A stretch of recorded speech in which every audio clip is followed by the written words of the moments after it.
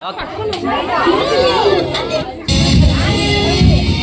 కథ మొదలవుతుంది హిమాలయాల్లో అతిపెద్ద పర్వతమైన కైలాస పర్వతంలో. ఇక్కడుంటారు బాలగణేశుడు తండ్రి గారైన భగవాన్ శివశంకరుడు, ఇంకా తల్లి పార్వతి, శివుని యొక్క అతిపెద్ద సేవకుడైన నందీశ్వరుడు, మరియు ఆయన యొక్క అతిపెద్ద గణులతో కూడిన సైన్యం కూడా ఉంది. ఇక్కడ నుండి మొదలవుతుంది మన బాలగణేశుని యొక్క కథ. ఒకరోజు తల్లి పార్వతీదేవి నందీశ్వరుడితో అన్నారు, నంది, నేను స్నానం చేయడానికి నా మహల్లోకి వెళ్తున్నాను. నేను ఆజ్ఞాపించేంత వరకు ఎవరిని మహల్లోనికి రానివ్వద్దు. మీ ఆజ్ఞ మాత.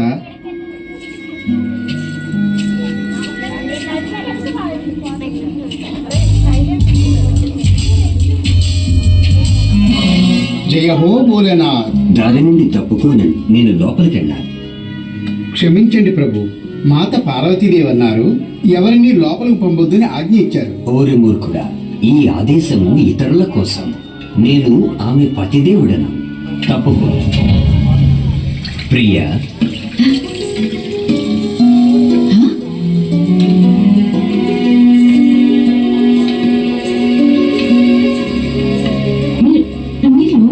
స్వామి, నంది మిమ్మల్ని ఆపలేదా? ప్రియా, అతను నా దాసుడు. పాపం అతనికి ఎన్ని గుండెలుంటే నన్ను ఆపగలడు? కానీ నేను వాడిని నాకు కాపలా పెట్టాను. అతని విధంగా నా ఆజ్ఞను ఉల్లంఘించాల్సింది కాదు. కానీ నేను నీ భర్తను, నన్ను ఆపి ఏం ప్రయోజనం?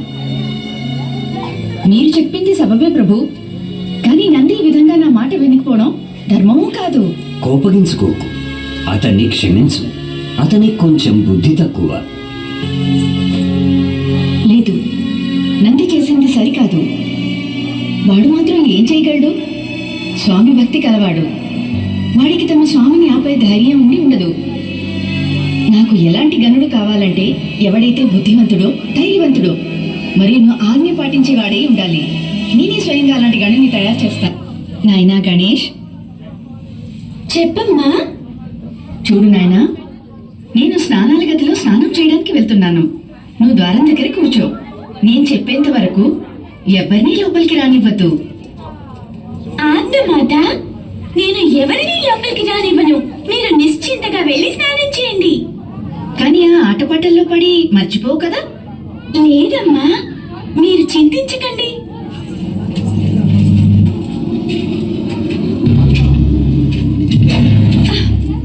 క్షమించండి ప్రభు, మీరు లోపలికి వెళ్ళకూడదు. ఓ పసిబాలుడా, నువ్వెవరివి? ఇలా నా దారిని ఎందుకు ఆపుతున్నావు? నేను గౌరీపుత్రుడినైన గణేశుణ్ణి. నేను మాత ఇచ్చిన ఆదేశాన్ని పాలిస్తున్నాను. ఆమె ఆదేశం ఏమిటంటే ఆమె ఆజ్ఞాపించేదాకా ఎవరిని లోపలికి పంపొద్దని. గౌరీపుత్రుడా, అలాగైతే ఈ ఆజ్ఞ నాకు వర్తించదు. ఎందుకంటే నేను గౌరికి భర్త అయిన శివశంకరుడు. ద్వారం నుండి తప్పుకో బాలక. కుదరదంటే కుదరదు. ఎప్పటిదాకా అమ్మ ఆజ్ఞాపించదో నేను ఎవరిని లోపలికి వెళ్ళనివ్వను. మొండికేయకు అమాయక బాలుడా, దారి నుంచి తప్పుకో. అది అసంభవం. చూడు, నీకు నా కోపం గురించి తెలియదు. దారి వదులు, లేకుంటే పరిణామం భయంకరంగా ఉంటుంది. పరిణామం ఏదైనా కూడా సూర్యుడు పశ్చిమం నుండి రావచ్చు, చంద్రుడు తన మార్గాన్ని మార్చుకోవచ్చు, కానీ నేను మాత్రం నా ధర్మ మార్గాన్ని తప్పుకోలేను. ఓరి మూర్ఖ బాలక! శాంతించండి ప్రభు, చిన్న పిల్లాడు. నేను వీడికి సర్ది చెప్పి దారిని తప్పిస్తాను. చెప్పినా వినకపోతే బలవంతంగానైనా తొలగించు. నాయనా గణేష్, నీకు నా స్వామి కోపం గురించి తెలియదు. మాటలతో చెప్పడం కాదు, ధైర్యం ఉంటే నన్ను తొలగించి చూపించు. నన్ను రెచ్చగొట్టద్దు, చెప్పేది విను. పిరికి పంద వినువు, పిరికి పంద. ఓహో, అలాగైతే నా శక్తిని ఎదుర్కొని చూపించు. చంపేశాడు బాబు, నన్ను చంపేశాడు. సేనాధిపతి, నువ్వు నీ సైన్యంతో వెళ్ళు, ఆ మూర్ఖ బాలుణ్ణి ఓడించు. వెళ్ళు. ఆజ్ఞ మహాప్రభు. పదండి.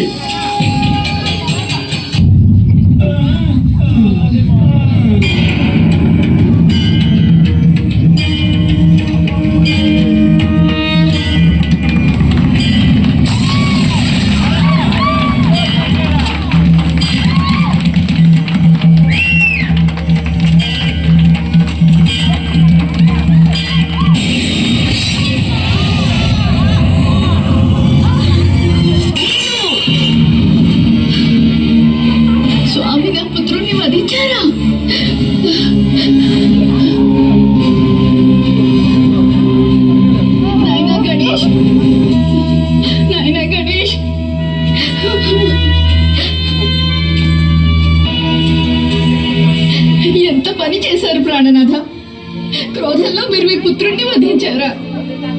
ఇక మీ దేవతలంతా మౌనంగా ఈ ఉదంతానంతా చూస్తూ ఉండిపోయారా? ఎవరికి ఈ అమాయకపు పిల్లవాడిపై దయ రాలేదా? ఈ ఒక చిన్న పిల్లవాడిని ఓడించడం ఇంత అవసరమా? ఏకంగా దేవతలంతా ఇక్కడికి వచ్చారు. చెప్పండి, మీరంతా మౌనంగా ఎందుకున్నారు? మీ క్రోధం శాంతించిందా ఈ పసివాడి ప్రాణం తీసుకోవడంతో? లేకుంటే నా ప్రాణాలు కూడా తీసుకోండి. నాకు నా పుత్రుడు ఎలాగైనా కావాలి, ప్రాణంతో. మీరు వీడికి ప్రాణదానం చేయాల్సిందే, లేకుంటే నేను కూడా ప్రాణాలని తెగిస్తాను. మీరు ఏం మాట్లాడుతున్నారు దేవి? నేను న్యాయం కోరుతున్నాను. నా పుత్రుడు నిర్దోషి. వాడు నా ఆజ్ఞని పాలించాడు.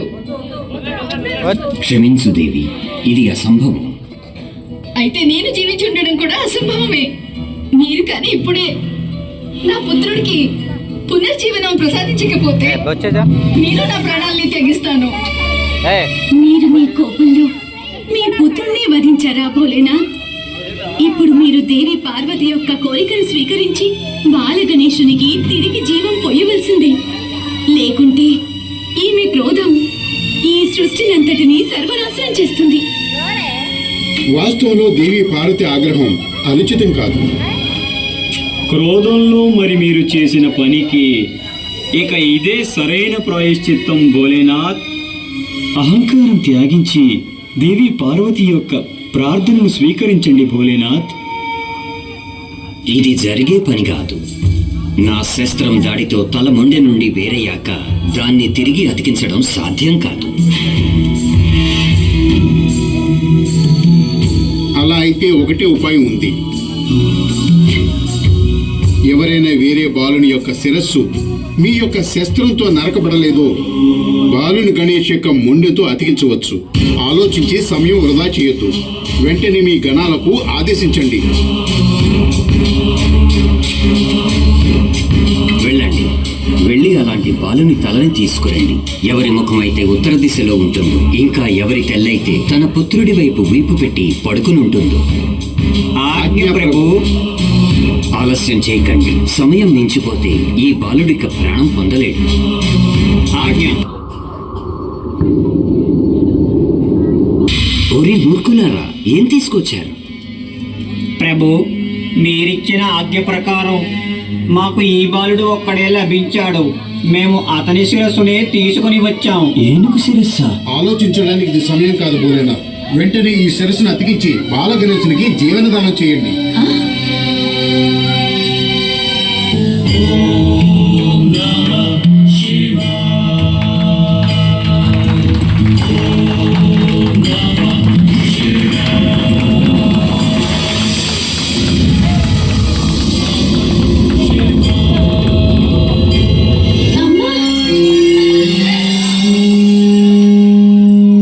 నా బాబే,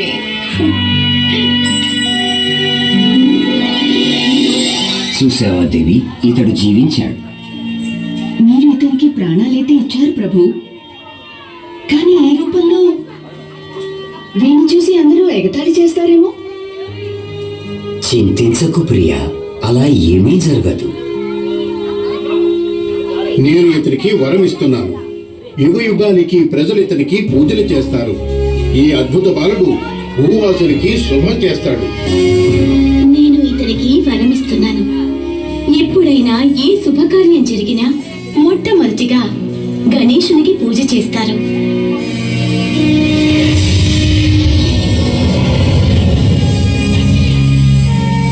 ఈ బాలుడు విద్య మరియు బుద్ధికి దాత అవుతాడు. ప్రతి మందిరంలో, ఇంట్లో ఇతనినే స్థాపిస్తారు. ప్రజలు ఎల్లప్పుడూ లడ్డూలతో నైవేద్యం పెడతారు. మన పుత్రుడు అత్యంత బలవంతుడు, బుద్ధిమంతుడవుతాడు. నేను ఈ రోజు నుంచి నా గణసేనలకు సేనాపతిగా నియమిస్తున్నాను.